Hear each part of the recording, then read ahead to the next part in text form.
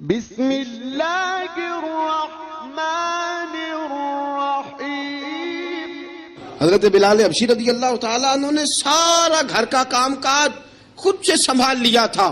ایک دن غائب ہو گئے حضرت بلال اذان دے کے، فجر کی اذان دے کے۔ ایک دن فجر کی اذان دے کے غائب نہیں ہونا چاہیے، کیا خیال ہے آپ کا؟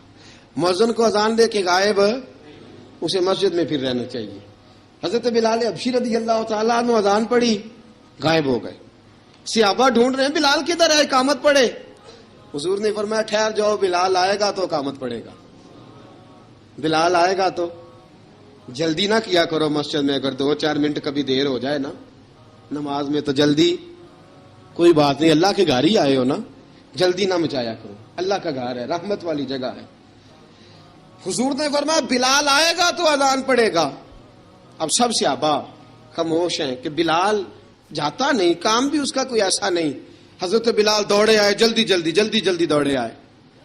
رسول پاک صلی اللہ علیہ وسلم نے سوال ہی نہیں کیا کہ بلال تو کدھر سے آیا ہے، فرمایا آ گئے ہو؟ حضور آ گیا ہوں، پڑھو اقامت پڑھی، جماعت ہو گئی۔ اب صحابہ کرام علی مریدوان حیران ہے کہ حضور نے پوچھا ہی نہیں اور بلال آیا بھی دیر سے۔ حضرت جناب سیدنا صدیق اکبر، جناب مقداد، جناب سلمان فارسی، چند صحابہ نا حضرت بلال کو لے کے، کون ہے بلال تو کدھر تھا؟ راز کی کوئی بات ہے جو بتاتا نہیں، کدھر تھا؟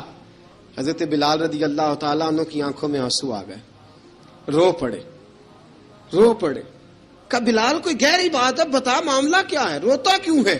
حضرت بلال حبشی رضی اللہ تعالیٰ عنہ فرمانے لگے جب حضرت خدیجۃ الکبریٰ گھر میں چکی پیستی تھی، تھک جاتی تھی نا تو میں مدد کرایا کرتا تھا۔ کتنے دن بیت گئے، جب فجر کی اذان دینے کے لیے گزرتا ہوں تو حضرت فاطمہ الزہرا کے بچے روتے ہوتے ہیں۔ فرمایا میں نے حضرت فاطمہ کو گود میں کھلایا ہے، مجھے اپنے محبوب کی شہزادی سے بڑا پیار ہے۔ کئی دنوں سے حضور کی خدمت میں عرض کر رہا تھا یا رسول اللہ کو مہربانی فرمائیں۔ حضور نے رات پیغام بھیجا ہے سیدہ فاطمہ کو کہ بلال جب آئے تو پردہ کر کے اندر چلی جایا کر۔ حضرت بلال فرماتے ہیں اذان دے کے گیا تھا حضرت فاطمہ کے گھر، میں نے کہا محبوب کی بیٹی ذرا پردہ کر لے، تو بچوں کو دودھ پلا، میں تیری چکی پیس دیتا ہوں۔ حضرت بلال حبشی کی آنکھوں میں آنسو رو رو کے بتلاتے ہیں۔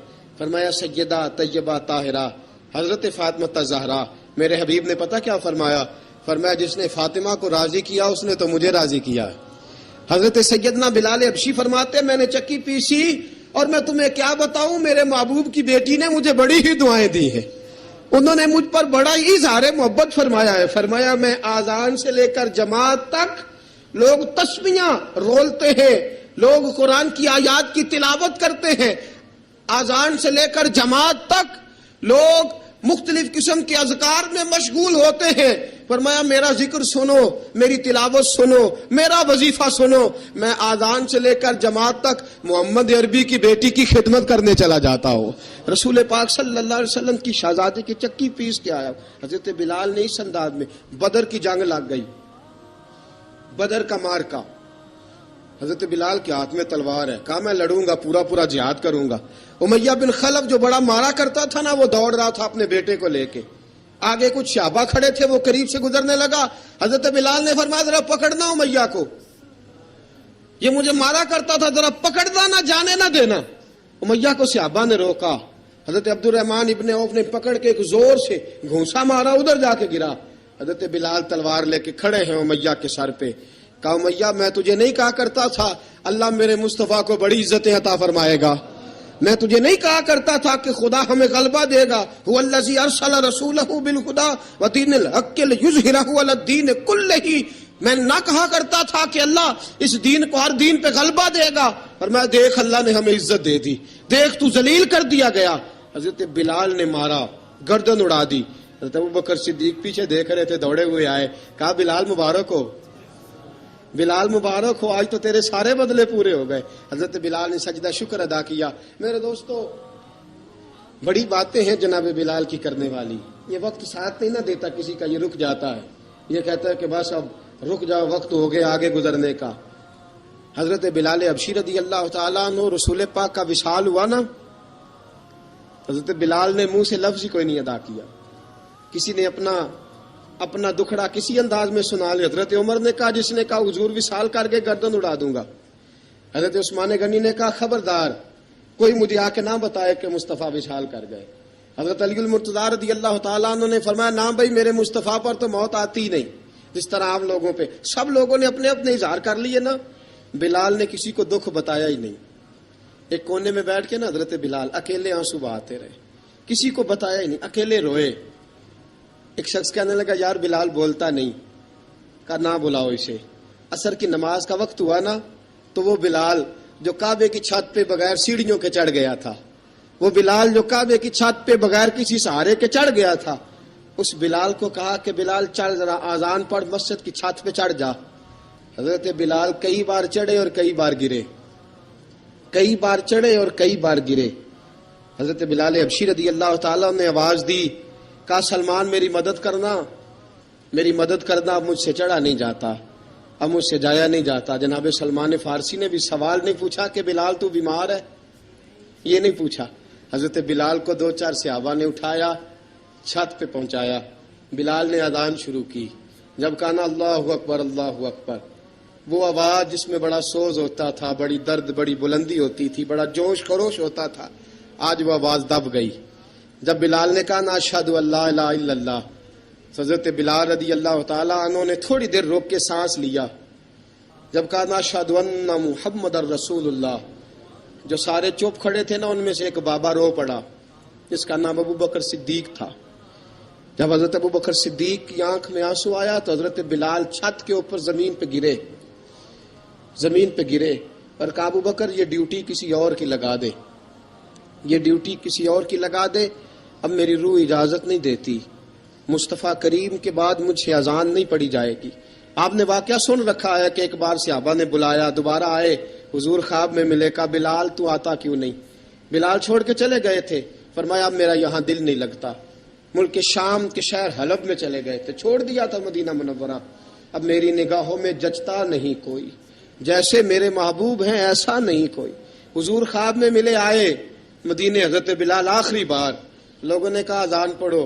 کہا مجھے وہ اذان بھول ہی گئی ہے جو مجھے مصطفیٰ کریم کے زمانے میں پڑھا کرتا تھا, مجھ سے نہیں پڑھی جاتی. نہ مجھے کہو, میں کیسے پڑھوں.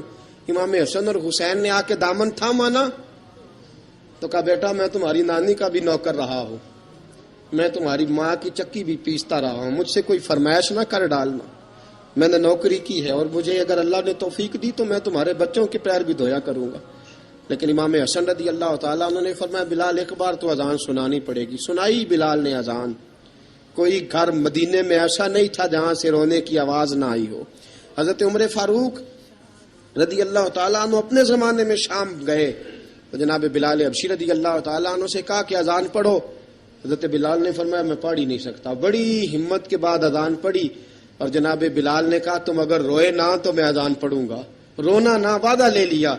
حضرت عمر تو نہ روئے لیکن معاذ ابن جبل نے رونا شروع کر دیا. جب معاذ ابن جبل روئے تو پھر عمر بھی روئے, جب عمر روئے تو پھر بلال بھی روئے. وہ اذان اشہد ان لا الہ الا اللہ تک گئی. رسول پاک کے بعد پھر اذان اس سے آگے بڑھ نہ سکی. حضرت بلال کا وقت وصال آیا. حضرت ابو درداء کے داماد تھے جناب بلال حبشی. حضرت ابو درداء بہت معتبر صحابی ہیں, ان کی بیٹی حضرت بلال کے گھر میں تھی. حضرت بلال کا وقت وصال آیا تو آپ کی بیوی کہنے لگی بڑے افسوس کی بات ہے, آپ بچھڑ رہے ہیں. فرمایا افسوس نہ کر, مجھے مبارک دے, میں آج بچھڑوں گا تو جا کے رسول پاک سے ملاقات کروں گا. حضرت بلال حبشی نے, میرے دوستو, غریب آدمی تھے نا, مال تو زیادہ نہ دے سکے لیکن انہوں نے خدمت اس طرح کی. آپ میں کھنگالتا رہا کتابیں, 28-29 کتابیں میں نے کھنگالی اس ہفتے میں حضرت بلال پر. حضرت بلال کا دعویٰ ہی کوئی نہیں. پوری کتابوں میں, پوری سیرت میں کہیں کوئی دعویٰ ملتا, کہیں نہیں کہا میں نے یہ خدمت کی ہے. یہ دعویٰ حضرت بلال کا دعویٰ, میں غور کرتا رہا اس بات پر کہ سب لوگ دعویٰ کر لیتے ہیں نا, بعض صحابہ کے دعوے ملتے ہیں کہ ہم نے فلاں موقع پہ خدمت کی تھی, بلال بدر میں, بلال احد میں, بلال خندق میں, بلال فتح مکہ میں, بلال نے ساری خدمتیں اپنے سر. لیکن بلال کا دعویٰ, حضرت بلال نے اپنے منہ سے ایک بار بھی نہیں کہا میں نے یہ خدمت. عشق بہت کیا. غریبوں جان نہ چھڑایا کرو, یہ کہہ کہ جان نہ چھڑایا کرو کہ ہم کیا کر سکتے ہیں, ہم کدھر جائیں, ہم آگے بڑھو, عملی طور پہ اپنا آپ پیش کرو. رسول پاک کے عشق میں رنگ جاؤ.